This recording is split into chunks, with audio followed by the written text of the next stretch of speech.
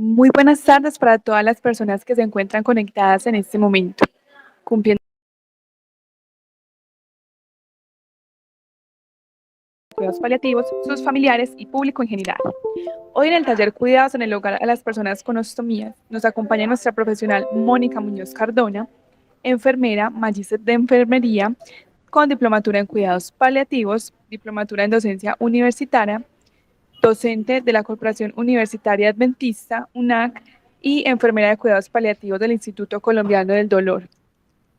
Mónica, muy buenas tardes. Agradecemos que comparta su experiencia y conocimiento con todos nosotros. Bienvenida. Bueno, buenas tardes a todos. Gracias, Andrea. Antes de empezar, les recordamos que en el chat está la lista de asistencia para que la vayan diligenciando a medida que vamos teniendo pues como lugar en el taller y para que Andrea pueda contactarse con ustedes y mandarles próximas invitaciones. No sé si quiera presentarse a alguien que esté por acá, si alguien es cuidador de alguno de los pacientes del instituto. Abrimos los micrófonos y dejamos el chat abierto para las preguntas que vayan surgiendo y al final pues Andrea me las hará llegar. Bueno, el tema que nos convoca hoy es tratar, digamos, de adquirir algunas habilidades en el hogar para cuidar a estos pacientes que tienen ostomías.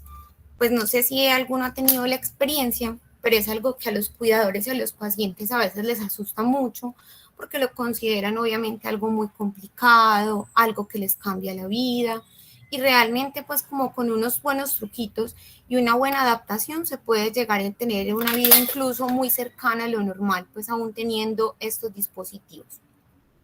Les dejo ahí aquí pues como alguno de mis contactos por si al final pues quieren enterarse más o hacerme alguna pregunta. Entonces voy a empezar con la parte de las colostomías.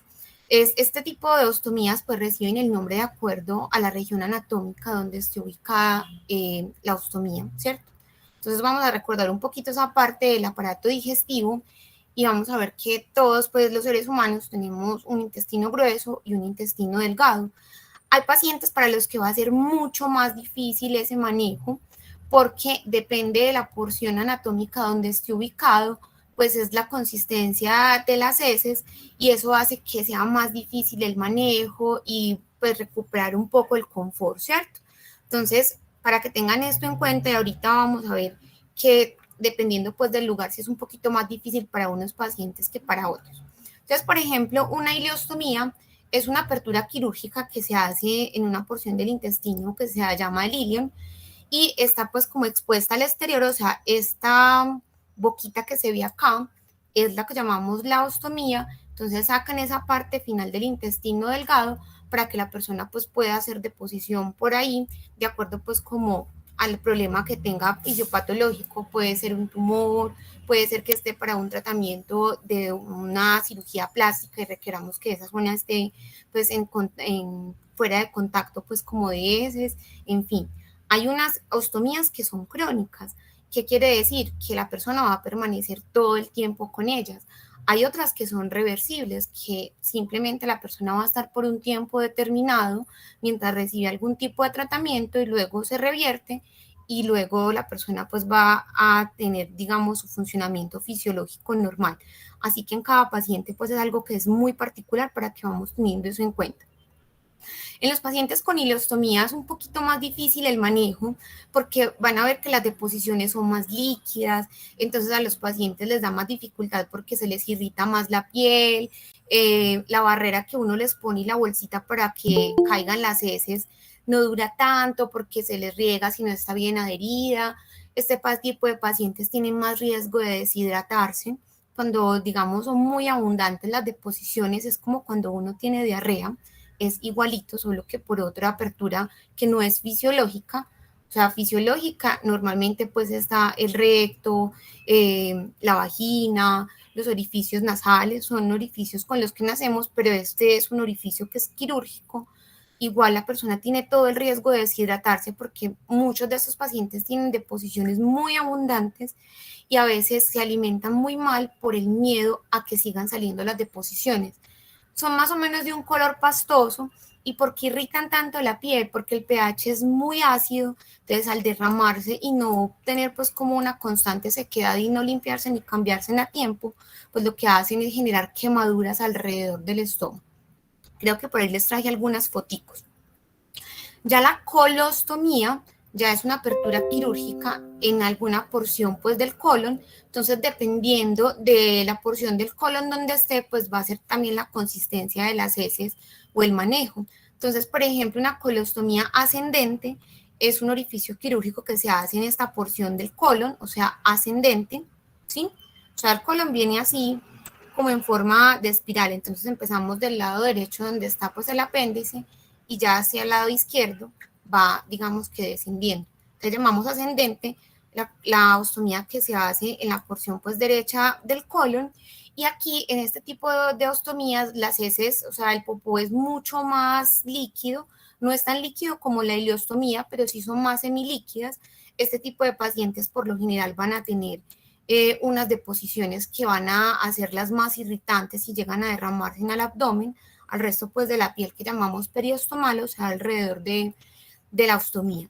Los pacientes que tienen una colostomía transversa, que está pues ubicada acá donde les señalo, las heces son más semisólidas, también son irritantes, pero son más fáciles de manejar porque la consistencia pues es más blandita. En cambio, los de colostomía descendente, digamos que es un poco más fácil el manejo porque la deposición se parece un poco más a las rectales. Con ciertos medicamentos o tipo de alimentación pues pueden llegar a ser pues como blandas, pero no son tan irritantes como las de las otras porciones anatómicas. ¿Qué hace más difícil que algunos pacientes se adapten o no a esto? Pues no lo voy a hablar primero desde la parte psicológica, sino también desde la parte anatómica. Hay personas a las que no les dura la barrera de ostomía y se les cae muy rápido lo que ustedes llaman la curación, también es por la forma del abdomen que tienen, ¿cierto?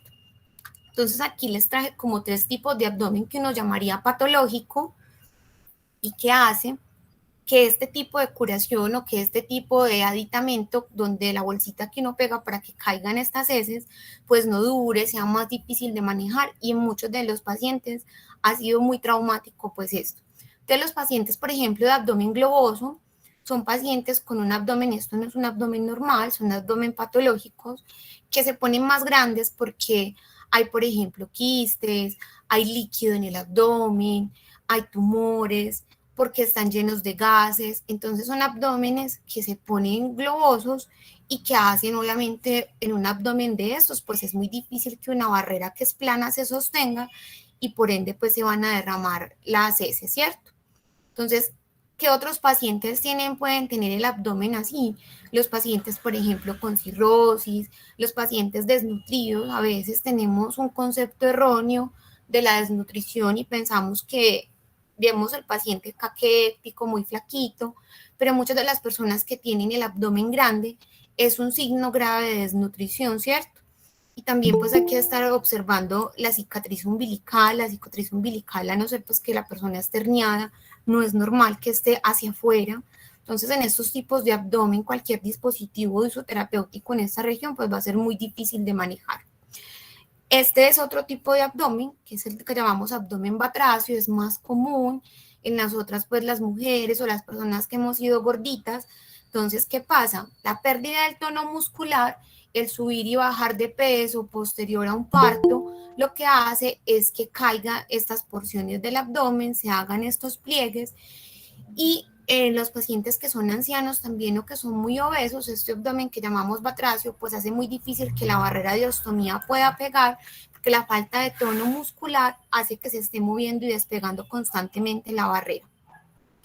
Y este es otro tipo de abdomen que llamamos el abdomen en batea, lo vamos a ver muy común ya en pacientes que están muy desnutridos, ya muy caquéticos, que están en fases muy avanzadas de alguna enfermedad. Un ejemplo, pues en pacientes con enfermedades oncológicas, con infecciones crónicas, pacientes con demencias ya en estadios muy avanzados, ven que a diferencia del tipo de anterior de abdomen, estos pacientes son con el abdomen hacia adentro, hay más riesgo, por ejemplo, también de ulcerarse la piel, porque miren que están expuestos los huesitos de las costillas.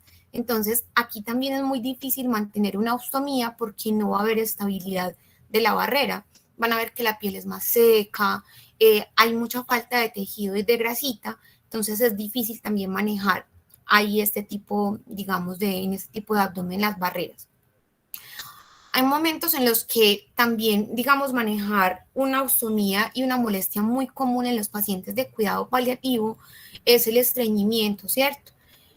El estreñimiento van a ver que puede ser por muchas razones, no solamente por los medicamentos, sino que también la quietud, la edad. Cuando los pacientes están muy mayores, tiende a disminuir el peristaltismo intestinal, o sea, los movimientos pues del intestino, y eso también hace que el tránsito intestinal sea más lento, ¿cierto? Entonces, a veces los pacientes me dicen que sienten que se les mueven las tripitas o que no tienen gases, y eso sucede también porque a veces cuando están expuestos o, por ejemplo, a procedimientos que han requerido anestesia, entonces llamamos que están con borborismos hipoactivos. Borborismos son los sonidos y movimientos pues normales del abdomen, ¿cierto? Del intestino. Entonces, cuando hay retraso de esa actividad intestinal, pues no se mueve el intestino y eso también se da mucho por la falta de sueño, por muchos medicamentos. Creo que lo tengo más adelante, pero un grupo muy importante que hace que se ponga muy lento el tránsito intestinal son, por ejemplo, los opioides tipo morfina, tramadol, oxicodona, muchos medicamentos que utilizamos también para la demencia, para la depresión, algunos antihipertensivos, algunas cirugías abdominales o pacientes que se están sometidos a anestesia, pues es común que veamos que estén estreñidos. Y el caso contrario es también la diarrea, que hace que se complejice pues como esto, porque nadie pues va a querer y va a estar cómodo con diarrea. Entonces puede haber diarrea, se consideran deposiciones pues líquidas y más de 3 ya se considera pues una diarrea que te pone en riesgo de deshidratación, ¿cierto? Entonces por lo general son más líquidas y la acidez puede hacer que el paciente pues tenga mayor disconfort y riesgo de quemaduras. Este es un paciente, por ejemplo, que tiene un abdomen globoso como el que les mostraba al principio y esta es la barrera de ostomía, pero lo que hace difícil de que la barrera se sostenga en su lugar es porque el abdomen pues está muy edematizado por la condición pues que tiene este paciente en el momento y tiene además pues un sistema de succión para ayudar a la cicatrización pues del abdomen que tiene abierto, pero de este tipo de paciente, por ejemplo, hay derramamiento constante de las heces, no se puede dejar puedes llenar mucho la bolsita, porque entonces va a haber desprendimiento de la barrera. Entonces, este tipo de, digamos, de condición anatómica, por más bien que hagan la curación, pues es un paciente que va a requerir muchos más dispositivos y si hay aquí pues enfermeros o personal de la salud para que tengan en cuenta este tipo de cosas, porque a veces nos dan los insumos muy exactos y estos son pacientes a los que con más frecuencia, con seguridad, va a haber que cambiarles la curación. Este fue otro de mis pacientes y ella me decía que tenía mucha incomodidad, no porque se derramaran las heces, sino que la incomodidad era porque el olor le impedía entonces y no le gustaba recibir visitas, ¿cierto? Entonces, también es algo que se puede manejar con alimentación. Ahorita les voy a mostrar. Miren que no es nada pues del otro mundo, es un pedacito como del intestino por fuera y hay que tener en cuenta pues que no vaya a tener las características pues de las deposiciones con sangre, que no vaya a haber pues infección y un buen manejo también permite una vida pues normal. Esta es otra paciente que tenía múltiples fístulas, miren qué difícil manejar para esta persona este tipo de ostomías, las deposiciones son muy líquidas y también tiene líquido biliar, entonces esta persona evitaba mucho comer porque ella decía que ella prefería no comer para que no tuvieran pues que tener constantemente esa necesidad de estarse cambiando en la calle. Entonces un paciente de estos tiene más riesgo de deshidratación y van a ver que con educación y con la alimentación y algunas modificaciones que pueden sugerirse a los tratantes en los fármacos y un buen manejo puede tenerse una vida pues muy cercana a lo normal. Esta es otra, por ejemplo, otra complejidad que sucede mucho, lo que les mostraba, esta piel que ven aquí alrededor rojita, es una piel que es muy irritada por heces que son más bien líquidas.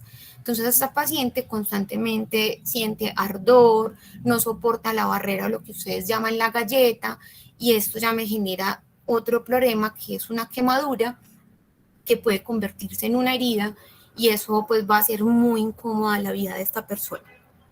Entonces, ¿qué se necesita para el cuidado de una ostomía? No tienen que ser médicos, no tienen que ser enfermeros, es algo que es simple, es algo que tienen que quitarle el miedo. Lo primero es, digamos, adaptarse a, voy a tener algo diferente, ¿sí? Ningún tipo de deposición, así sea fisiológica, huele rico. Entonces también hay que darle la confianza al paciente de saber que es algo que es normal, que va a oler maluco, como si fuera el baño, y que a ustedes no les va a dar asco cambiárselo, o muchos pacientes a ellos mismos al principio les da mucho asco. Entonces necesitan un tipo de barrera especial de acuerdo al tipo de abdomen, de acuerdo al tipo de ostomía. ¿Por qué? Miren esto que hay acá, esta es la barrera o lo que van a escuchar mucho que el personal de salud, pues digamos vulgarmente llama la galleta de ostomía. La barrera viene por medida, ¿cierto? Uno no se va a meter en unos zapatos, si yo calzo 36, no me voy a poner unos zapatos que son 35 o 38, o me van a quedar unos muy estrechos o otros muy grandes. Lo mismo pasa con estos dispositivos, entonces ellos vienen por tallas y la idea es que quede alrededor del estómago sin ahorcarlo y sin que quede mucho espacio. Necesitamos entonces una barrera a la medida, mínimamente que les pidan 2 bolsas que tengan la misma talla de la ostomía, listo.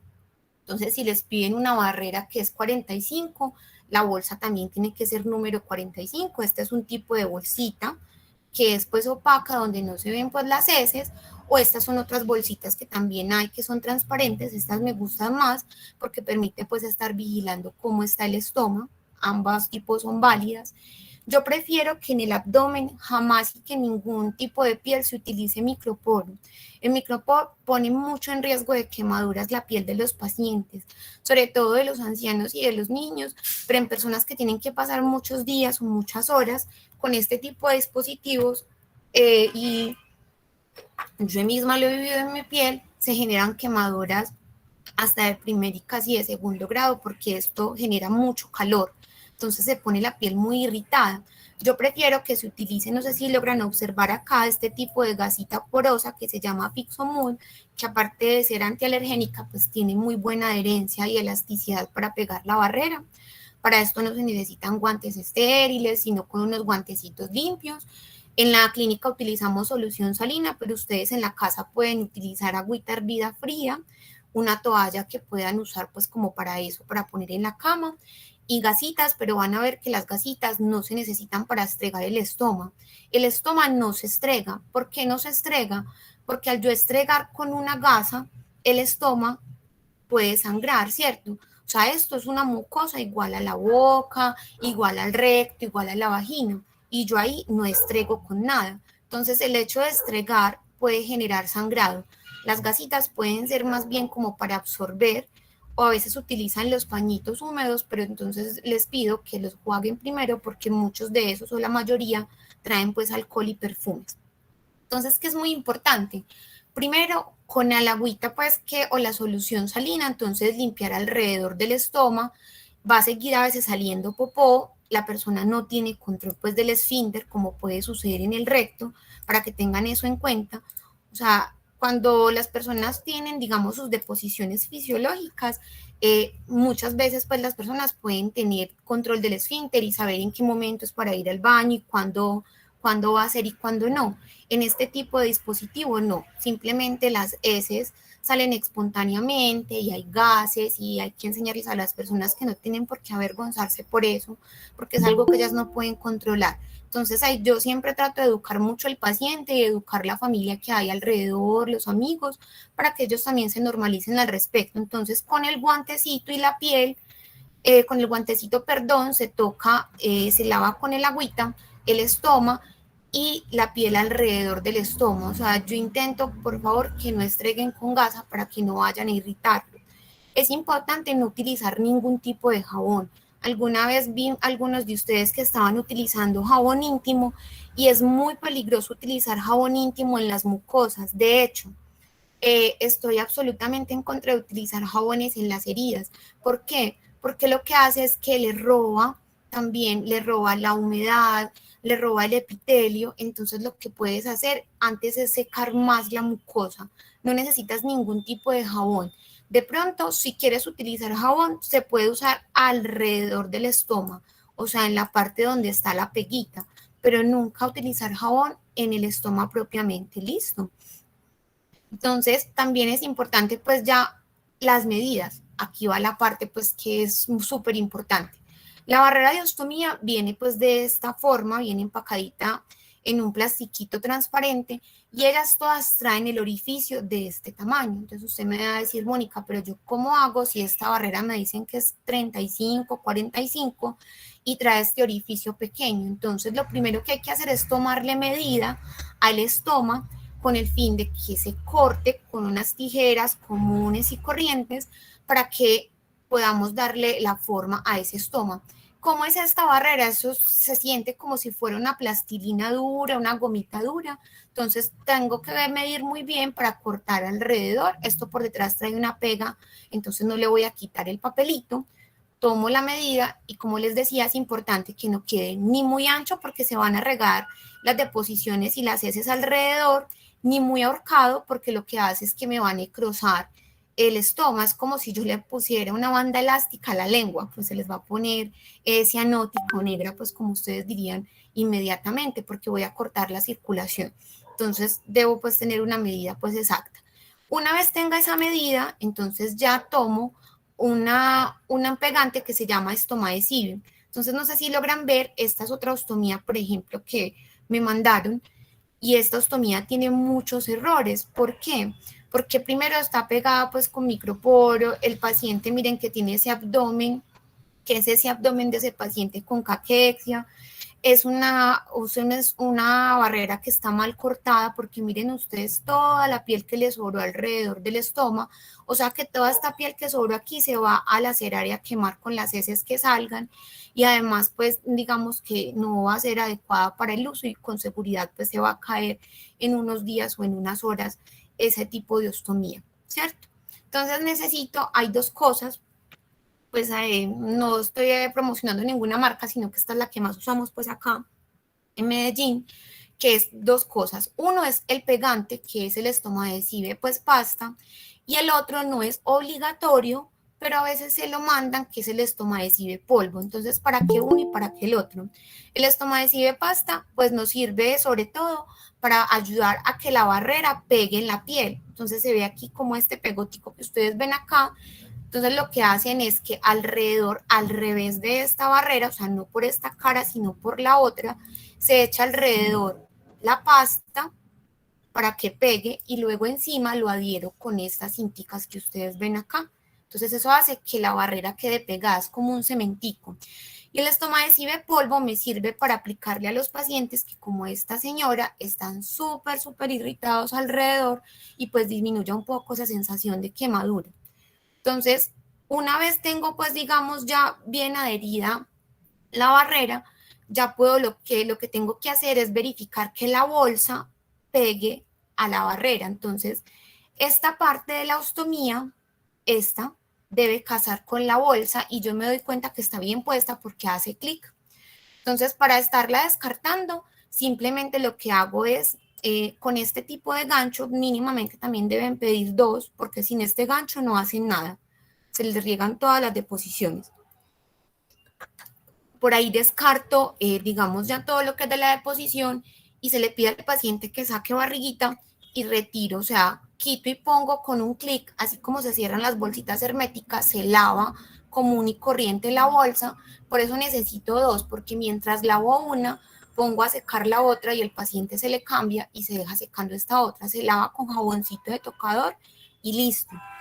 A las bolsas no se les puede echar ni cloro, ni alcohol, ni ninguna de esas sustancias que les gustan tanto a las mamás para desinfectar todo, porque lo que hacen es que estas sustancias son corrosivas y rompen las bolsas y las ponen porosas. Entonces después es el sufrimiento porque se van derramando las heces. Listo.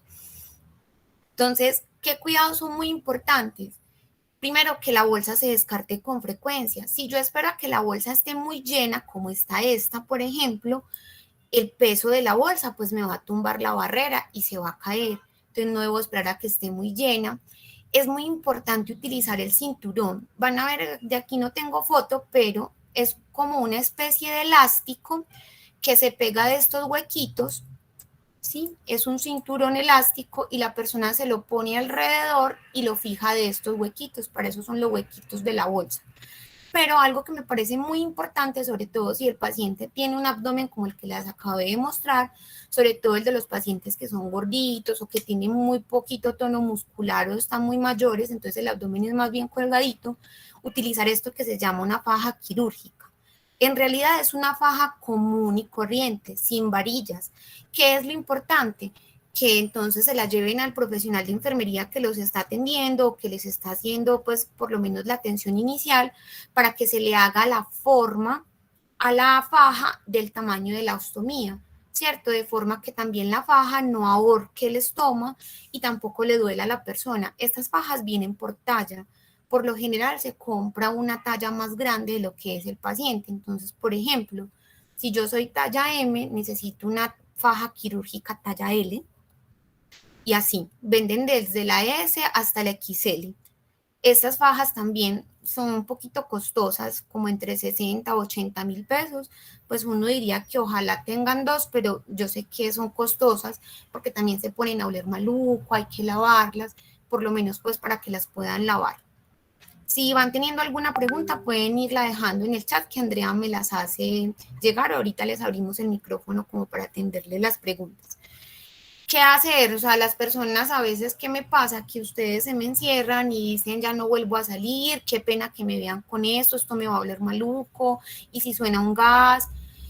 No, la idea es que usted pueda tener una vida completamente normal. Hay muchísimas personas y tengo cantidad de pacientes con esto que tienen una vida normal, van al cine, van a un restaurante, no se pueden aislar por esto. O sea, el primer llamado a esto es intentar aprender a adaptarse.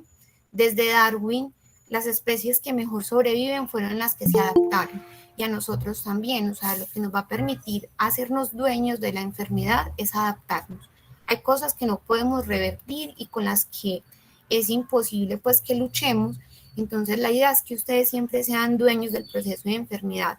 Entonces, ¿qué se hace? Se hace como se hace con los bebés, como hacemos muchas de las mujeres en la adaptación al ciclo menstrual. Uno empaca su especie de pañalera en el bolso y que es importante que empaque una bolsita adicional, una barrera de ostomía, el cementico con que se pega la barrera y de pronto los adhesivos estos de Fixomur por si tiene pues como alguna fuga o se le zafa. De resto puede salir a hacer su vida común y corriente. Hay cosas que sí no va a poder hacer de pronto, digamos dentro de esta normalidad, como meterse a una piscina, por ejemplo. Eso no, pues porque obviamente se va a llenar de cloro, va a haber derramamiento de las heces, pero hay otras cosas de la vida cotidiana que sí pueden hacer. Entonces el llamado hoy es a que tengan una vida normal. ¿Cómo hago para bañarme? Pues no es tan sencillo, pero se puede uno adaptar. Lo primero es que se pueden envolver el abdomen como hacemos en el hospital con una bolsita de basura y se la pegan alrededor con microporo por un ratico, porque ahí no es tanto el problema, porque pues no se va a quedar todo el rato, para que la persona se pueda duchar o bañarse como por partes, o sea, bañarse el cabello y bañarse ya con una duchita de regadera o con una esponja, pues ya la parte superior, pues digamos, del tórax. Porque si la moja, se va a caer la curación. O sea, si usted moja estos apósitos, ellos se van a ablandar y se va a caer. Entonces hay pacientes que me dicen, es que no me dura ni 4 días la curación y cuando indago es porque se meten al chorro con ellos. El día que se la vaya a cambiar, por ejemplo, se puede quitar todo y ese día dejamos que el paciente se meta al chorro, le decimos que no se eche jabón donde está pues la ostomía para que ese día, por lo general, bien, digamos, cuidadita, les dura 8 días, 7 días, eso depende y es muy individual en cada paciente, ¿cierto? Entonces, el truco para que las personas puedan adaptarse, porque la alimentación es lo que más los estresa. Entonces me dicen si me sale un gas, qué hago si huele maluco. La idea es que se adapten, ¿sí? Para ustedes es muy importante que aprendan eso. La primera que se tienen que adaptar es la familia, porque a veces el paciente está, digamos, aceptando su nueva condición, pero la familia empieza huele raro, sonó un gas, les da risa y eso avergüenza al paciente, lo intimida, entonces el paciente termina encerrado, termina aislado y es algo que nosotros sin querer le generamos al paciente.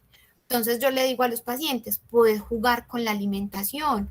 Entonces a veces se sienten incómodos porque esta bolsa, así como cuando uno tiene gases, ¿sí? Eh, lo mismo pasa acá por el estómago, solo que a ellos se les nota porque se les infla la bolsa y es un poquito más sonoro. Entonces, el truco es, por ejemplo, qué alimentos producen menos gases y me ayudan a que no huela maluco. Entonces, esos son truquitos que he aprendido con los mismos pacientes y también pues con la experiencia, porque a veces la literatura, los libros no te dicen todo lo que necesitas.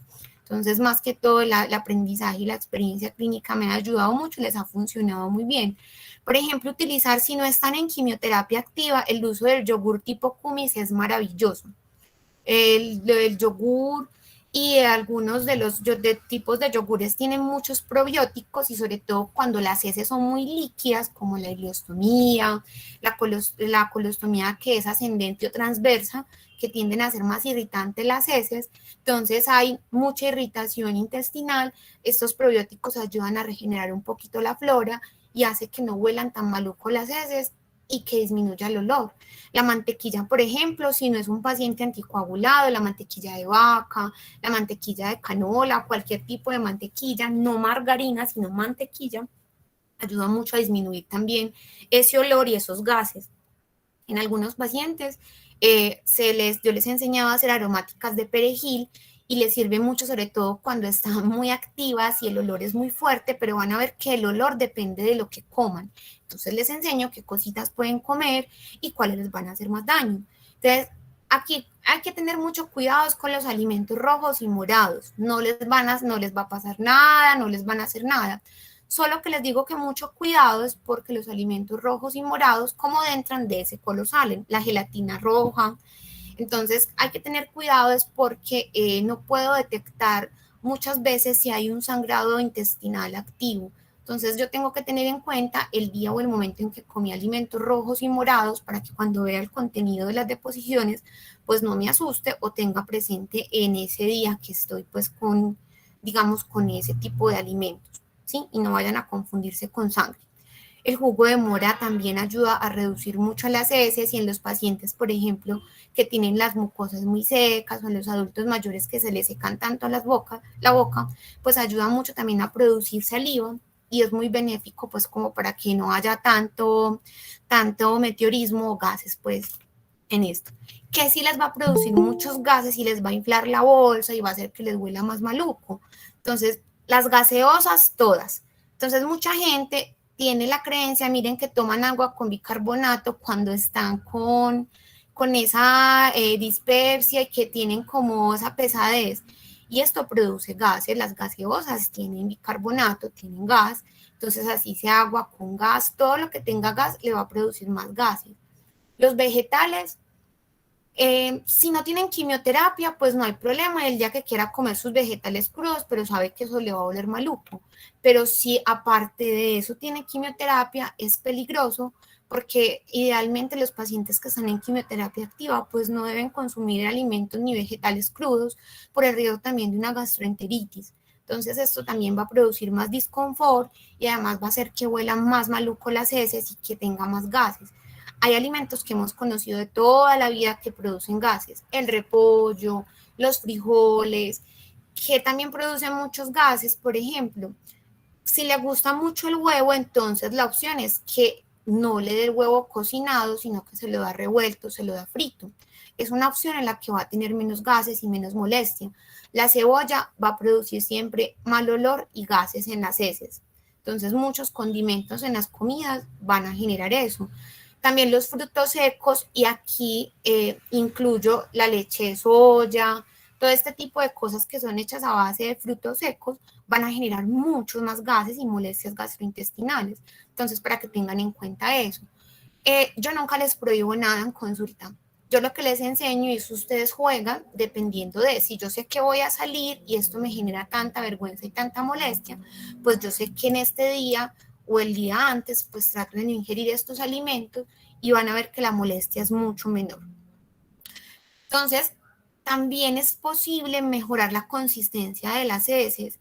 Los pacientes, por ejemplo, que tienen colostomía, que tienen, perdón, ileostomía o colostomía ascendente o transversa, que les mostré ahorita que las heces y de la consistencia pues de esa deposición va a ser más líquida. Entonces, por ejemplo, si comen alimentos como pitaya, ciruelas, algunas legumbres, la arveja, la papaya, van a ser mucho más líquidas. Eso va a hacer que las deposiciones sean mucho más líquidas. Entonces, en ese tipo de pacientes que necesito, lo contrario, necesito alimentos que ustedes, así como ustedes llaman, que amarren y que hagan un poquito más duras esas heces y que ese pH no sea tan ácido y tan irritante. Vieron la fotico de la señora de ahorita que estaba alrededor del estómago muy roja porque se le regaban pues las heces porque son muy líquidas, son muy abundantes, irritan mucho. Entonces, por ejemplo, yo les enseño que se pueden hacer un juguito de guayaba, una compota de guayaba. La guayaba, aparte de ser la fruta que más vitamina C tiene, es una fruta que genera mucho estreñimiento. Entonces, si está muy estreñido, ya sabe que estos alimentos pues no son los que lo van a acompañar mejor en ese momento, ¿cierto? Todo lo que sea a base de plátano, guineo, banano, maduro, todo este tipo, perdón, de alimentos van a generar me van a permitir que el bolo sea más alto. Obviamente tiene sus restricciones.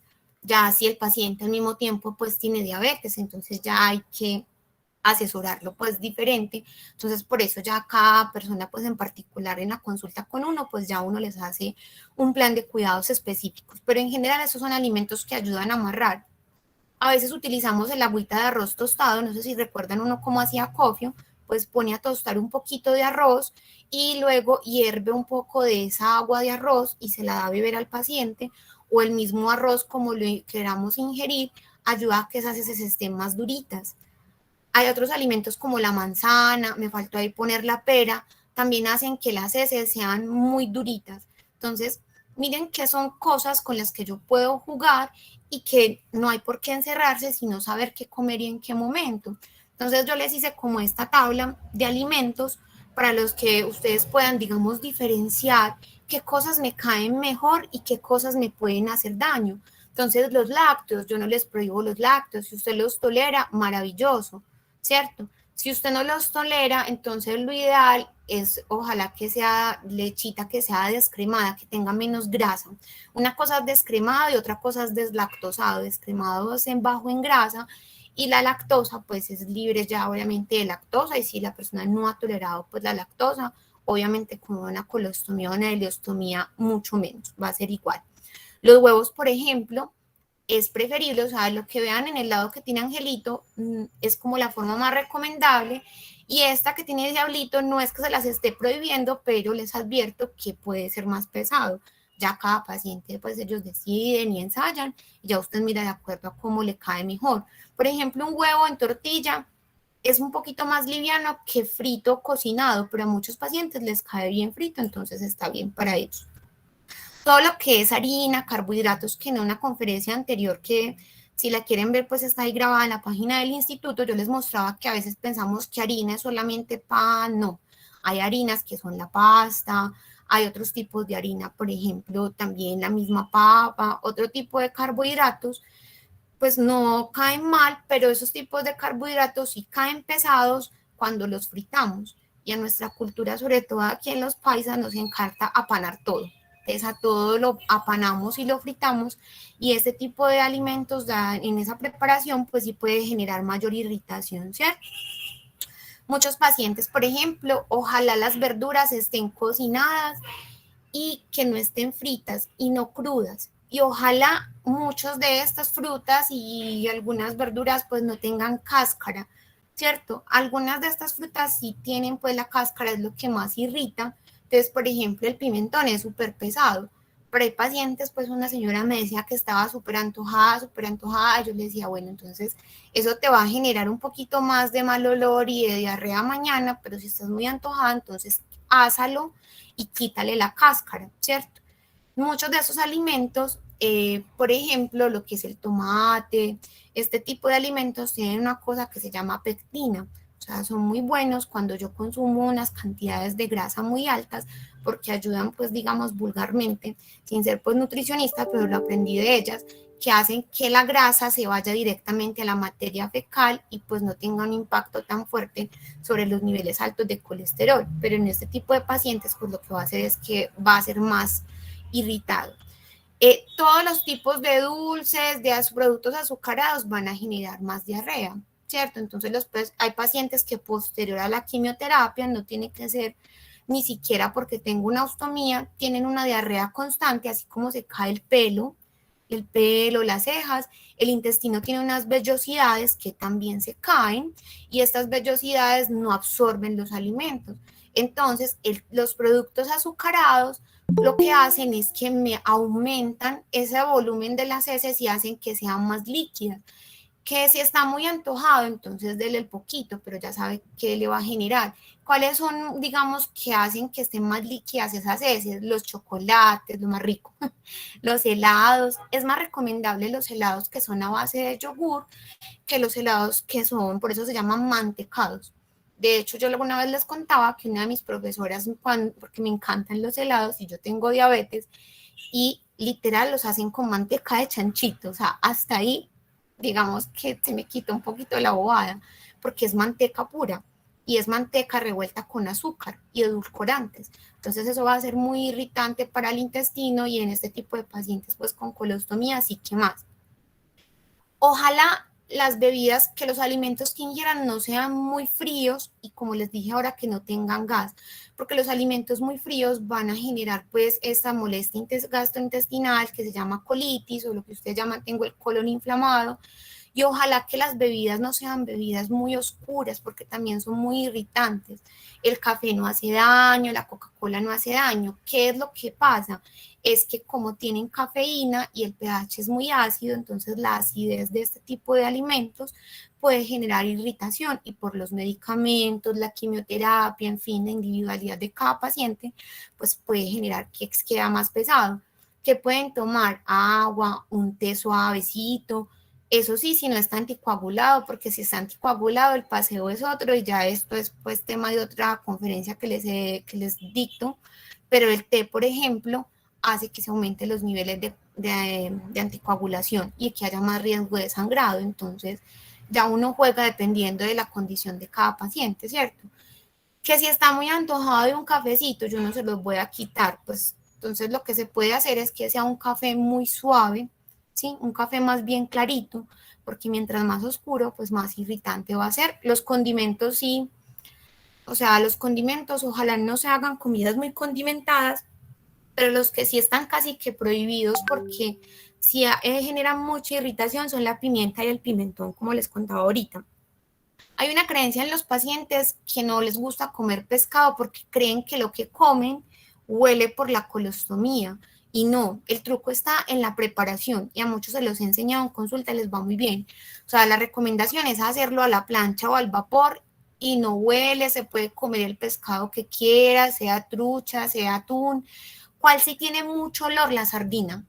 Genera mucho olor en las heces, pero si se la quiere comer, que se la coma, ¿cierto? ¿Por qué la sardina? Porque viene envuelta en mucha salsa, para que ella se conserve, viene envuelta en mucha salsa de tomate, o también los pescados que son fritos, y eso sí es lo que genera olor y hace que quede oliendo maluco la bolsa, pero quiere comerse un pescado que se lo coma, simplemente no le echen salsa, échenle limoncillito o se lo hace a la plancha al vapor y puede sentarse a comer con la familia.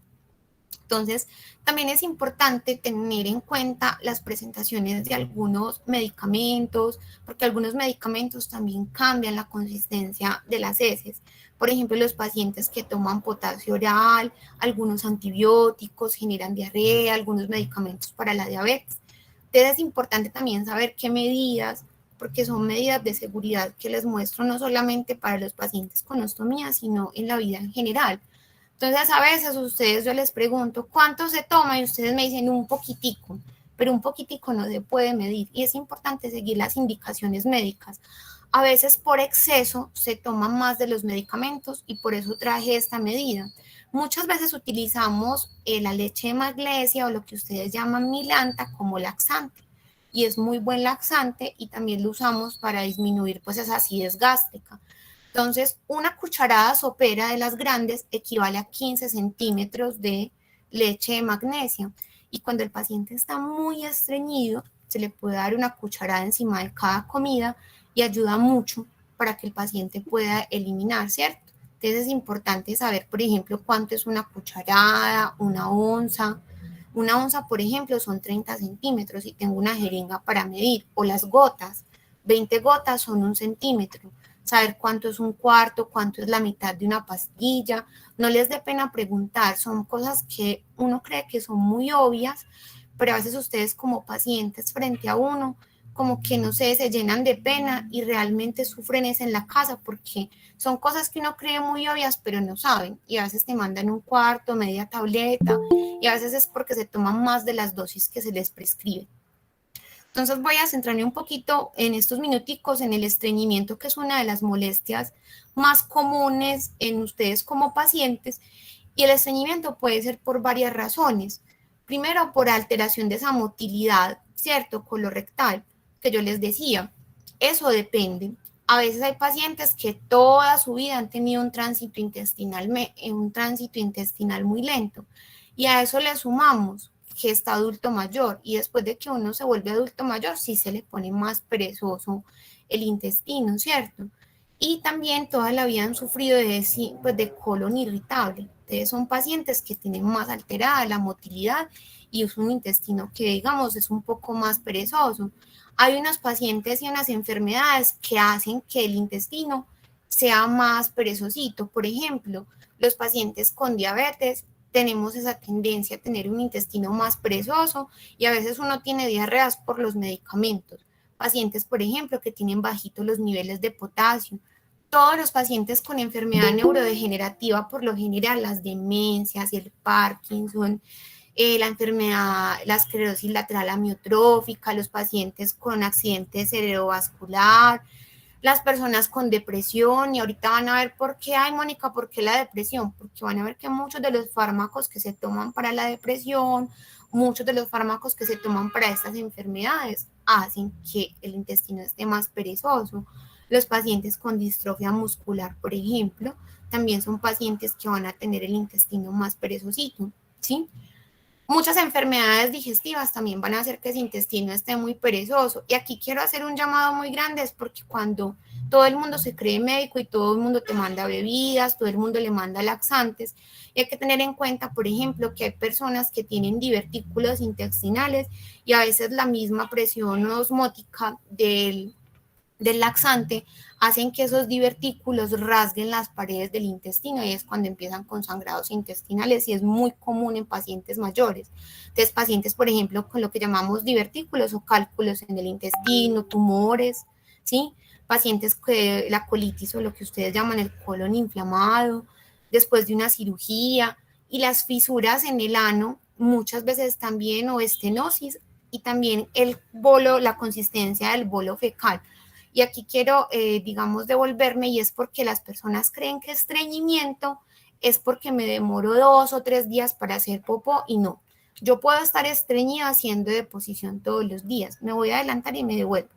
Entonces, por ejemplo, ellos me dicen, yo si hago popó todos los días y les pregunto en consulta, ¿haces bolas duras? ¿Tu popó es blandito? Y me dicen, no, yo hago deposición todos los días y son como bolitas de conejo. Entonces igual está estreñido. ¿Qué quiere decir? Que las heces son más duras y que les falta hidratación, que van a ver y muchos de ustedes, si alguno ahorita quiere participar, las heces son más secas y por lo general está muy asociado a veces a los medicamentos, ¿cierto? Entonces, ¿qué medicamentos, por ejemplo, generan más estreñimiento? Los medicamentos que son antiespasmódicos, esos que tomamos, por ejemplo, para el cólico, la buscapina, antidepresivos, muchos de los antipsicóticos y antiparkinsonianos que usamos en los pacientes con enfermedad neurodegenerativa.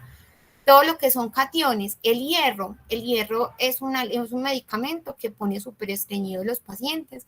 Entonces a eso sumémosle si toma hierro más algún opioide, morfina, tramadol, los medicamentos para el dolor algunos, el carbonato de calcio, el hidróxido de aluminio también, ¿cierto? Algunos antidepresivos, sobre todo el verapamino y el diltiazem, que generan estreñimiento, y algunos anticonvulsivantes y antihistamínicos también. Por ejemplo, la difenidramina está comprobado que son pacientes que tienen más riesgo de estar estreñidos. Entonces, acá el llamado es para que en las consultas de enfermería y médicas, pues nos cuenten también todo lo que toman y a veces lo que comen, como para poderlos ayudar.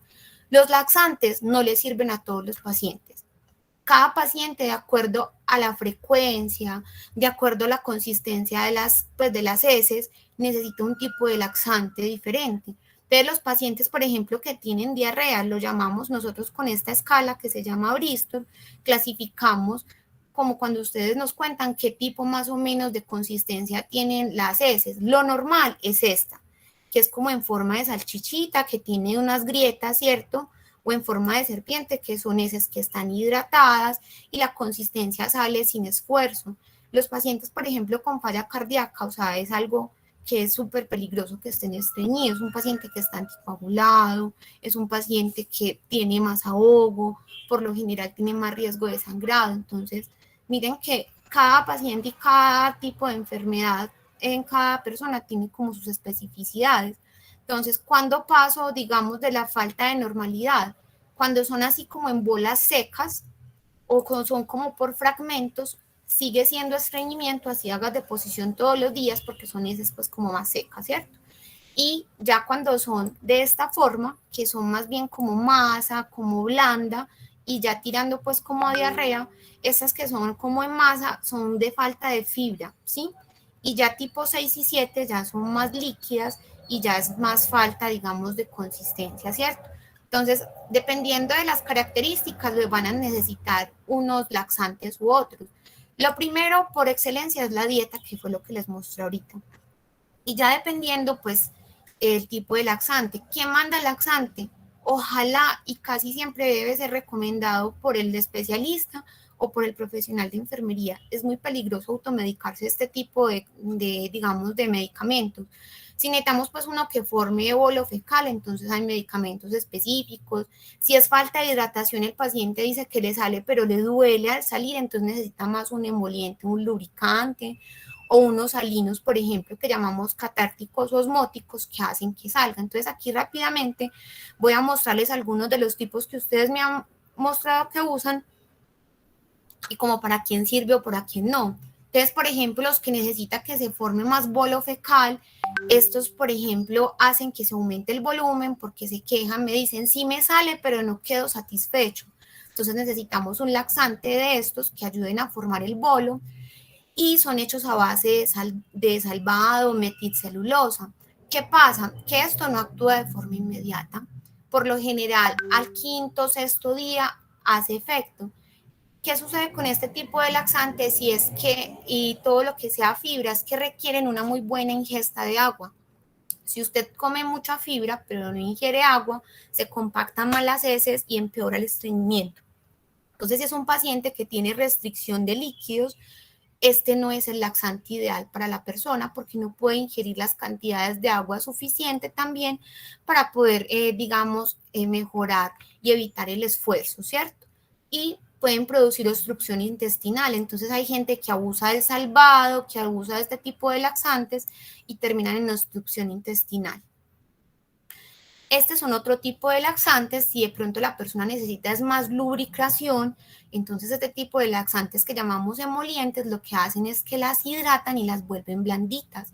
Muchos de ustedes han llegado a consulta con esto, con glicerina, con lidoprocto, con estas balitas que son de proctoglivenol, que son como una especie de vaselina, y hay otros que son naturistas, que no son malos, que tienen caléndula, que ayuda pues como antiinflamatorio.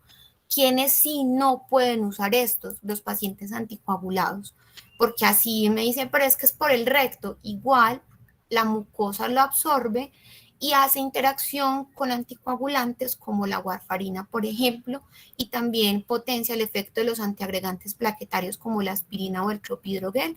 Entonces, miren qué tan peligroso es un automedicarse, así sea pues un supositorio, ¿cierto? Estos son muy buenos para pacientes que tienen hemorroides, que tienen fisuras anales, porque evita que la persona haga esfuerzo y entonces ya las heces al final, la primera porción se hidrate y salgan sin, pues, sin esfuerzo y sin lastimar el paciente. Este es otro que lo aprendí, fue de ustedes porque les encanta pedir por Mercado Libre y todo lo que les mandan, pero entonces hay que usarlo con mucha precaución. Estos son lubricantes. ¿Y por qué se llaman lubricantes? Porque son hechos a base de aceite mineral y estos lubricantes a base de aceite mineral hacen que el intestino, pues que las heces no tengan fricción con el intestino y que se pongan blanditas las heces y que salgan. Entonces, a veces el problema del paciente no es la motilidad del intestino, sino que las heces son secas, duras, compactadas y hacen que se lastimen un poquito más. Entonces, esta es una buena pues, opción. Lo importante es que diga aceite de tipo mineral. ¿Listo? Y estos son los que yo les digo que son catárticos osmóticos. Muchos de ustedes han tenido la oportunidad de prepararse para una colonoscopia o muchos de nuestros pacientes utilizan estos dos, la lactulosa o el PEG. ¿Qué hacen este tipo de laxantes? Aumentan como la cantidad de agua y producción de sales en el intestino, hacen que esas heces sean más mojaditas, porque por lo general los pacientes que toman opioides o los medicamentos que les mostré, las deposiciones son como estas que les mostré, tipo 1 y tipo 2, entonces necesitamos que haya más agua, ¿sí? Y que puedan salir con más facilidad. Entonces están, por ejemplo, lo que es el enema, el aceite de ricino tan usado por las abuelitas, la misma leche de magnesia que les decía ahorita, y ya en otros pacientes pues se utiliza el PEG, que es el polietilenglicol. Esto no tiene pues electrolitos, y la lactulosa, que se utiliza para también como laxante, ¿cierto? Es un jarabito o es un polvito pues que es dulce y no sabe pues tan maluco. Este sí sabe, el traba sabe más maluquito, pero se le puede dar diluido en juguito de naranja y el paciente pues lo puede ingerir normal. Estos son otros que ayudan es a que el intestino se mueva. Entonces el problema de la persona es no se le mueve el intestino, lo tiene muy lento, entonces aumenta lo que llamamos el peristaltismo, la actividad de ese músculo liso. A veces les ocasiona a los pacientes cólico. Para que sepan, es normal el cólico previo a la deposición. Entonces, muchos de los pacientes usan Bisacodilo, el Dulcolax. Estos son medicamentos que no se pueden partir porque no tienen ranura. Todo lo que no tenga ranura no se puede partir. Entonces, si el paciente no traga, o tiene dificultad para tragar pastillas, o si tiene una gastrostomía, esto no se puede meter por la gastrostomía, más fácil se le pide al médico que le mande un laxante que se pueda pasar por ahí, porque estos son como en unas tableticas brillantes que si yo las parto y las macero pierden el principio activo. Este es algo que es natural, que ustedes mismos pues me han mostrado que utilizan, que es el Zen. El Zen tiene sus cosas, solo que tengo que tener mis precauciones. Mucho ojo, algún día pues vuelvo y les doy la charla de todo lo que es cuidado cultural, que es tan necesaria para ustedes y a veces tan peligrosos. Es un laxante natural, pero mucho ojo en los pacientes con diabetes, en los pacientes con falla renal, en los pacientes anticoagulados, porque hacen que la persona pierda líquido por deshidratación, hace que también tenga interacción con medicamentos como la warfarina, el clopidogrel, los antiagregantes, y además lo que hace es que hace que los pacientes que tengan cálculos aumenten ese cólico, esos cólicos renales, y si el tamaño del cálculo pues no está para salir por la orina, pues se ponen peores. Entonces tienen que tener mucho cuidado con este tipo de laxantes, porque a veces más son malos efectos, sobre todo con este que les estoy mostrando, son malos efectos como colaterales, ¿cierto? Y finalmente, pues de quimioterapia. La quimioterapia, perdón, la diarrea, pues fue, muchos de ustedes me han llegado con diarrea por los tratamientos, por la quimio, porque la ileostomía, como les mostraba, es más difícil de manejar y a veces tienen infecciones que les generan que esas heces sean más líquidas. Por ejemplo, como es una infección por Clostridium difícil o también cuando tienen gastroenteritis. Hay medicamentos que van a hacer que tengan más diarrea. Entonces, si sus medicamentos tienen potasio, las nutriciones enterales que les dan son nutriciones que tienen potasio, va a ser normal que tengan diarrea. Una de las pacientes que tenía en la fotico Fue un caso muy especial porque no daban con qué manejarle a la paciente la ostomía y se me ocurrió decirle que me llevara a la consulta la fórmula de la nutrición parenteral que le ponían y me encontré con que tenía unos niveles de potasio muy altos, le mandé una notica a la nutricionista, se le bajaron los niveles de potasio a la nutrición y santo remedio, pues mejoró mucho la consistencia de las heces y ese sufrimiento de esa pobre mujer con esas heces tan líquidas y tan irritantes.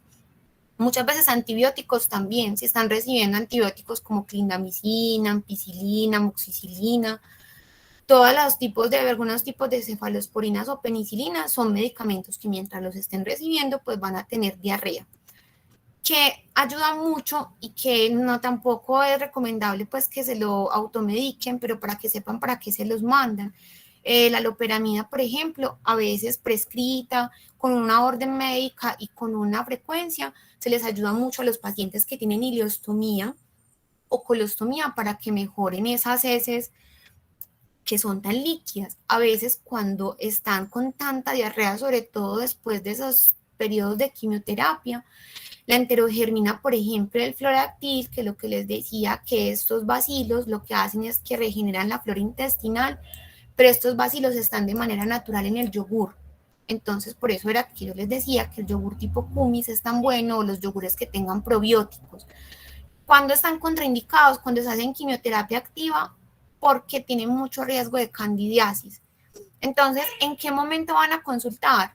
Cuando el color del estómago debe ser del color que tenemos la lengua, rosadito, no debe estar sangrando, así como vemos esto, un rosadito pálido, pues no deshidratado. Cuando es ya un signo de alarma, cuando estoy sangrando, el estómago, miren cómo está hacia de abajo de rojo, de necrosado, que era lo que yo les decía. Si yo ahorco el estómago con la barrera, pues le voy a quitar la circulación natural que tiene el intestino y voy a pues hacer que se muera ese pedacito de músculo, ¿cierto? Entonces, que esté más salido de lo normal, que se llama un prolapso, que se esté filtrando el popó alrededor del estómago, que, por ejemplo, la persona tenga demasiados días de estreñimiento y que pues no haya salida ni actividad del estómago, o al contrario, que sea una diarrea y unas heces tan abundantes que lleven a la persona a la deshidratación, y lo mismo pues que haya mucha irritación de la piel o que haya fiebre, pues es necesario que la persona consulte. Pues ya se me acabó el tiempo, pero por lo menos logré hablarles de esta que es la más común y donde más preguntas y más trauma hay en las familias para manejar pues como los pacientes. No sé si tengan pues como preguntas y quisiera pues como escuchar o que Andrea me hiciera saber si alguien tiene alguna pregunta o inquietud. De antemano, muchas gracias. Recordarles que por acá el tercer jueves de cada mes siempre vamos a estar conectados. Va a estar también psicología y trabajo social con esos temas de salud mental y de autocuidado para ustedes los cuidadores, y que siempre nos pueden hacer llegar a través del chat o de las redes sociales sus preguntas o los temas de interés en los que quieran que los formemos. Muchas gracias. Andreita, no sé si hay alguna pregunta por ahí.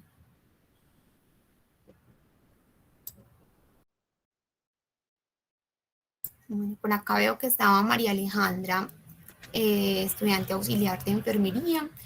Y no se les vaya a olvidar llenar la ficha de asistencia. Muchas gracias.